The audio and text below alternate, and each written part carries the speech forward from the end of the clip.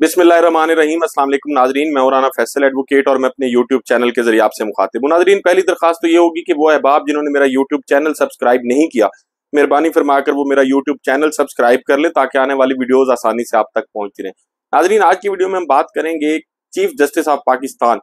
काजी फायज ईसा साहब के खिलाफ इमरान खान की हमशीर गान अलीमा खान और उज़मा खान अब वो भी मैदान में आ गई हैं। कल चीफ जस्टिस पाकिस्तान ने मुनाल रेस्टोरेंट और मरारगला हिल्स केस में इमरान खान का नाम लिए बगैर उन पर तनकीद की थी और 190 मिलियन पाउंड के हवाले से कुछ रिमार्क्स पास किए थे। मैंने अपनी गुज़श्ता वीडियो में इस पर बात की थी कि चीफ जस्टिस ऑफ पाकिस्तान ने, मैं समझता हूँ कि अपने मनसब का गलत इस्तेमाल किया और किसी हद तक अपने इदारे को बेतौकीर किया उन रिमार्क से।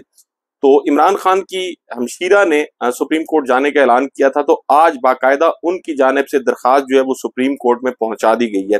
अपनी दरखास्त में उन्होंने इस्तदा की है कि 190 मिलियन पाउंड केस से मुतल्लिक रिमार्क्स वापस लिए जाएं। चीफ जस्टिस इमरान खान से मुतल्लिक कोई केस ना सुने। चीफ जस्टिस के खिलाफ मिसकंडक्ट पर हम जुडिशल काउंसिल जाने का हक रखते हैं। इसमें कोई शक नहीं है कि उन्होंने प्रोफेशनली जो मिसकंडक्ट है उसका इर्तकाब बहरहाल किया है, एक ऐसे केस के बारे में रिमार्क्स पास करके जो खुद उनके पास जेर समात नहीं है, बल्कि अपने बहुत सारे केसेस में दौरान समात जब वकला किसी केस का हवाला देते थे तो फौरन उनको चीफ जस्टिस साहब की जानिब से रोक दिया जाता था कि ये केस हमारे सामने नहीं है, इस पर आप बात ना करें। खसूसन पाकिस्तान तहरीक इंसाफ के केसेस के हवाले से वो बड़े सख्त थे और वकला को और अपने साथी जजेस को वो टोक दिया करते थे कि ये केसेस हमारे सामने नहीं है, लिहाजा इस पर बात ना की जाए। अपने साथी जजेस के साथ भी जो उनका रवैया है वो किसी हद तक इंसल्टिंग होता था, लेकिन खुद उन्होंने अपने उस असूल की मैं समझता हूँ वायलेशन की है, नफी की है, जो उन्होंने खुद वजह किया था कि वो मामला जो उनके सामने ना हो उस पर रिमार्क्स पास ना किए जाए। लेकिन कल जो केस जेर समात था मुनाल रेस्टोरेंट और मारगला हिल्स वाला, उसमें उन्होंने कहा था कि 190 मिलियन पाउंड आए, वो चोरी हुए और फिर जिसने चोरी की उसी को दे दिए गए, और ये बगैर मतलब है किसी तफ्तीश के या बगैर किसी इंक्वायरी के उन्होंने इस रकम को चोरी का भी फर्ज कर लिया और फिर ये भी फर्ज कर लिया कि वो जिसने चोरी की है उसी को दे दिए गए। तो इस पर उनकी बहनों की जानिब से, इमरान खान की बहनों की जानिब से, उज़मा खान और अलीमा खान की जानिब से दरखास्त जो है वो सुप्रीम कोर्ट जो है वो पहुंचा दी गई है। और फिर उन्होंने ये भी कहा है कि 190 मिलियन केस के रिमार्क्स केस के फैसले पर असरअंदाज होंगे। मारगला हिल्स केस का 190 मिलियन पाउंड केस से कोई ताल्लुक नहीं, लेकिन इन रिमार्क्स का केस पर असर पड़ सकता है। अब रजिस्ट्रार ऑफिस जो है उसने ये दरखास्त पर एतराज आयद किया और बराह रास्त दरखास्त वसूल करने से भी इनकार कर दिया।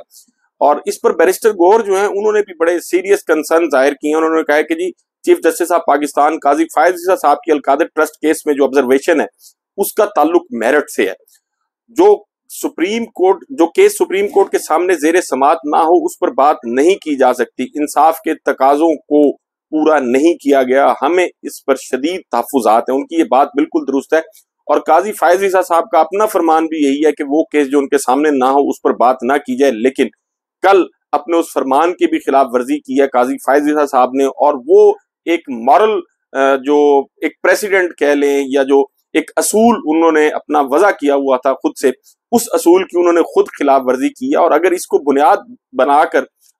उनके प्रोफेशनल मिसकंडक्ट के अगेंस्ट जो है वो सुप्रीम जुडिशल काउंसिल जाया जाता है, तो मैं समझता हूँ इस पर काजी फायज ईसा साहब को एतराज भी नहीं होना चाहिए,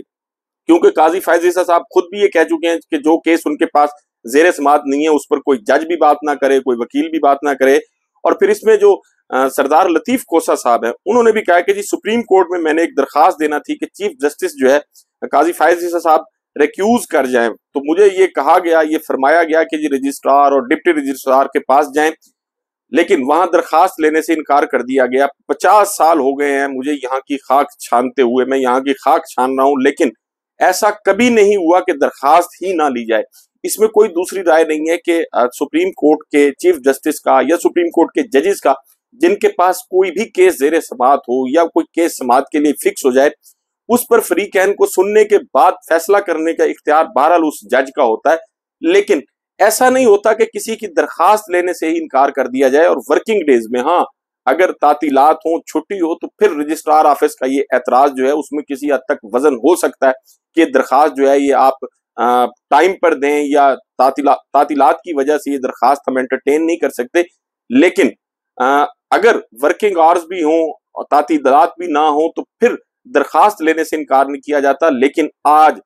لطیف کھوسہ صاحب جیسے آدمی جو پاکستان میں سمجھتا ہوں وکلاء کمیونٹی کا ایک اثاثہ ہیں،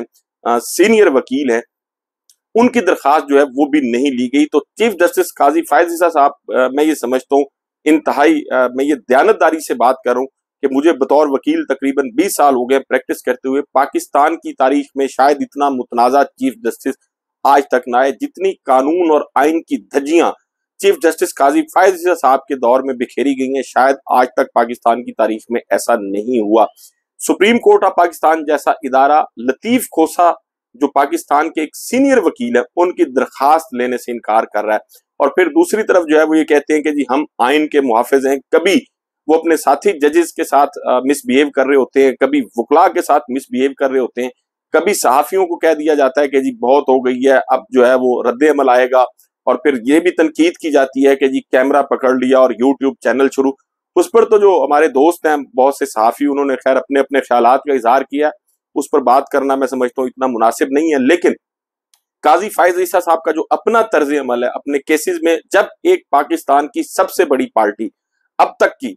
جو الیکشن کے نتائج ہیں ان کے مطابق اگر دیکھا جائے تو پاکستان تحریک انصاف پاکستان کی سب سے بڑی پارٹی ہے، وہ پارٹی یہ کہہ رہی ہے کہ جی ہمارے کیسز نہ سنے جائیں، سپریم کورٹ میں اور بہت سے ججز بیٹھے ہیں وہ ہمارے کیس سن لیں لیکن آپ ہمارے کیسز نہ سنیں۔ لیکن اس کے باوجود جیسے چیف جسٹس اسلام آباد ہائی کورٹ عامر فاروق صاحب مصر ہیں کہ جی میں نے عمران خان اور پاکستان تحریک انصاف کے کیسز سننے ہیں، اسی طرح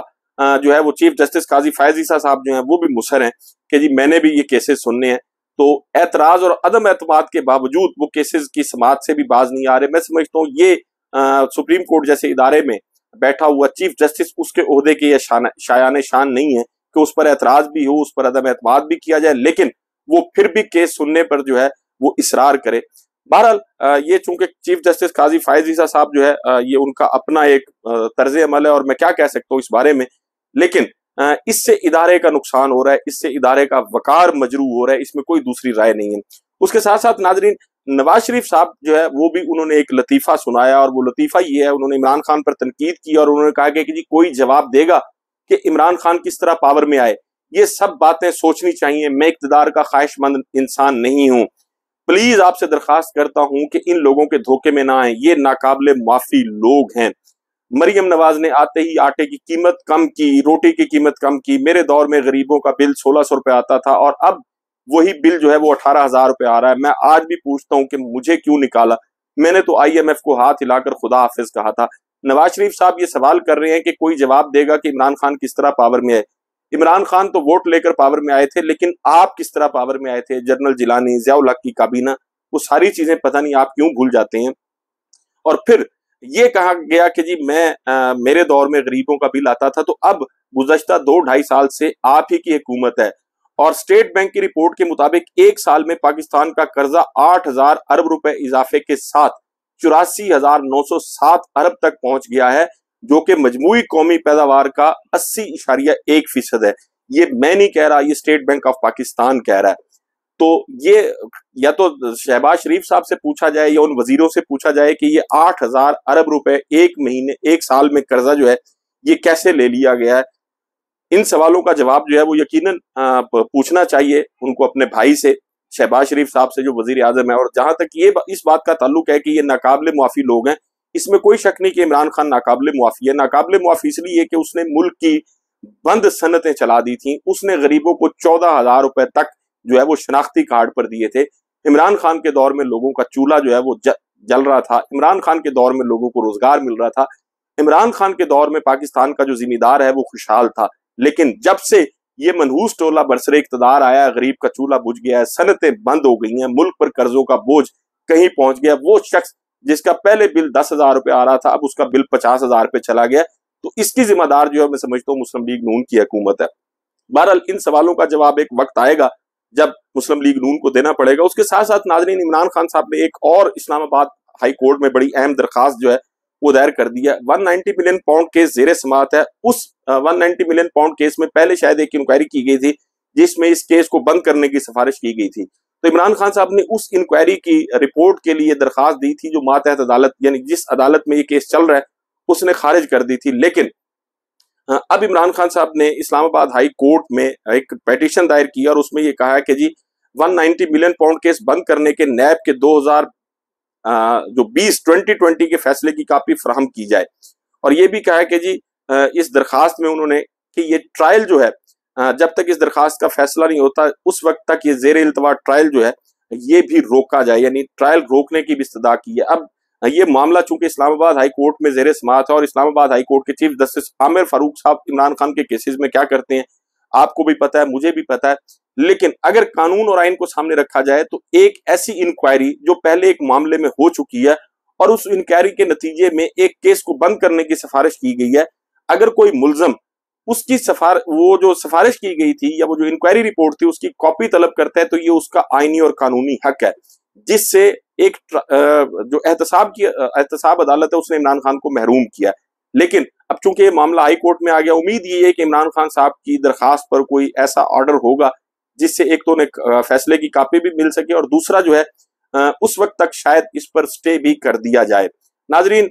یہ معاملات ایسی ہیں چونکہ جو عدالتوں میں زیر سماعت ہیں ان پر زیادہ لگ کشائی مناسب نہیں ہے۔ اب چونکہ اسلام آباد ہائی کورٹ نے اس کا فیصلہ کرنا ہے، اگر آئین اور قانون کو دیکھا جائے تو بہرحال یہ ملزم کا حق ہوتا ہے اور کسی ملزم کو اس کا حق دیا جانا میں سمجھتا ہوں تقاضۂ انصاف ہے۔ آپ سے ملاقات ہوگی اگلی ویڈیو میں، اپنا اور اپنے ارد گرد کے لوگوں کا بہت خیال رکھیے گا۔ اللہ حافظ۔